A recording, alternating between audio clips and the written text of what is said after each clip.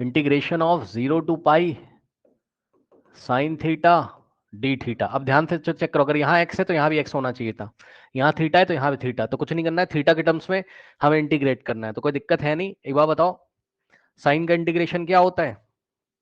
Minus cos, तो minus sine cos. Theta का क्या हो जाएगा? Minus cos theta. क्या दिक्कत है बताओ, क्योंकि थीटा के रिस्पेक्ट में इंटीग्रेशन है बस, तो माइनस कॉस थीटा, और यहाँ एक ब्रैकेट छापेंगे इस तरीके से, और यहाँ लोअर लिमिट और यहाँ अपर। अच्छा एक चीज और याद रखना, क्या कि डेफिनेट इंटीग्रल में कोई भी कांस्टेंट नहीं आता है। डेफिनेट इंटीग्रल मतलब जिसमें लिमिट लगी होती है, उसमें कोई भी कांस्टेंट कांस्टेंट नहीं आता है, ठीक।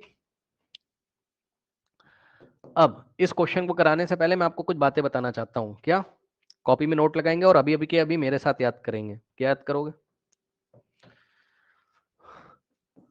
कॉस पाई कितना होता है? कॉस पाई का मतलब कॉस 180 डिग्री, याद है? भूल गए हो भैया? पाई का मतलब 180 डिग्री होता है। फर्स्ट या सेकंड क्लास में बताया था।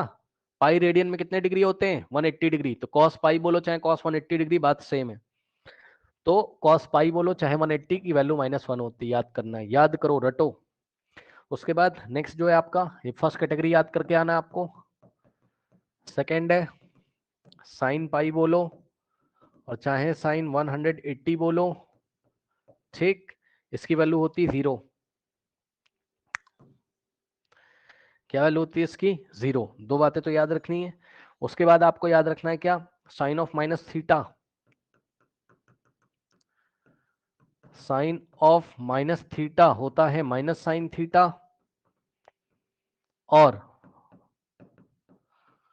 कॉस ऑफ माइनस थीटा होता है कॉस थीटा। सुन लो भैया ध्यान से,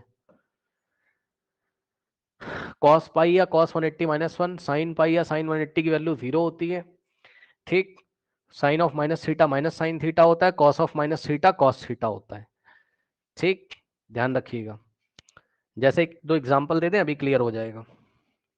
इसका एग्जांपल देखो ऊपर वाले का, मान लो साइन ऑफ -30 डिग्री किसी ने दे दिया, तो इसका आंसर आएगा माइनस साइन 30 डिग्री, ठीक। लेकिन कॉस ऑफ -30 डिग्री दे दिया, तो इसका आंसर आएगा कॉस ऑफ 30 डिग्री। ये बात है, ठीक। अब सुनो, साइन का इंटीग्रेशन माइनस कॉस था, लिख दिया, नीचे लोअर लिमिट 0 अपर लिमिट पाई लगाई। अब ध्यान से सुनिएगा जरा, जब भी ऐसा आ जाए कि अंदर माइनस आ जाए तो उसको तुम बाहर ला सकते हो, पहले माइनस को बाहर ले आओ तो तुम्हारा आसान हो जाएगा।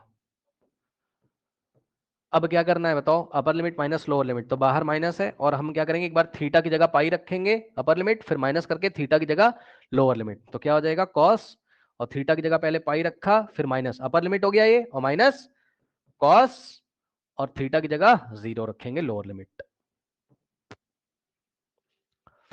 ठीक। अब माइनस बाहर है, कॉस पाई कितना पढ़ाया उसने? -1,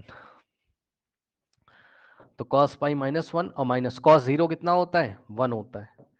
ये वाला बाहर वाला माइनस, भैया कॉस 0 1 होता है, क्लास 10th में पढ़े हो। ये वाला माइनस ऐसे ही रहेगा, और ध्यान दो माइनस माइनस प्लस साइन लगेगा माइनस का, तो अंदर -2 और माइनस माइनस प्लस यानी कि +2 आंसर हो गया, यानी कि 2 हो गया आंसर, ठीक। तो इसका डेफिनेट इंटीग्रल इसीलिए बोला जाता है, इसको इसकी डेफिनेट वैल्यू आती है। तो डेफिनेट वैल्यू कितनी आ रही है इसकी? 2 आ रही है।